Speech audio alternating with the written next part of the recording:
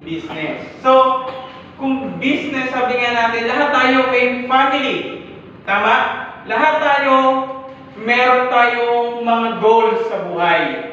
Lahat tayo may mga pangarap. Tama? And, hindi mo mawawala yung tanong na to. Why? Diba? Puro why, bakit, no? Bakit mo kailangan gumising na maaga? Diba? Lalo na sa may mga anak, no? Bakit mo kailangan magtrabaho araw-araw?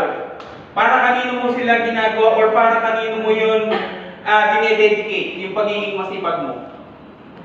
Diba? Sa family, kumbaga parang isa lang ang kababagsakan nating lahat. Ginagawa natin yung ginagawa natin araw-araw para sa family. Bakit? Gusto kasi natin silang mabigyan ng magandang kinabukasan. Diba? Bilang pamilya, gusto natin maging maluwa or maganda or masagana yung buhay ng ating pamilya. Sino ba naman kasing may ayaw nun? Diba? Even naman ikaw.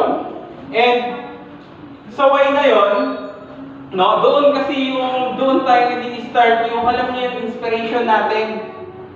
'Di ba? Yung family natin, yung number one inspiration natin kung bakit natin ginagawa yung pagtatrabaho, yung gigising ka ng, 'di ba?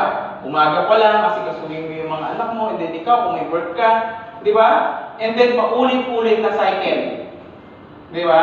Hanggang sa ma-reach mo yung goal mo na tina-target para sa family mo. And kung bibigyan ko ba kayo ng idea, kung bibigyan ko po kayo ng another opportunity to open your new business, kung meron kayong mga business or other source of income, is papayag pa kayo? Diba? Imagine,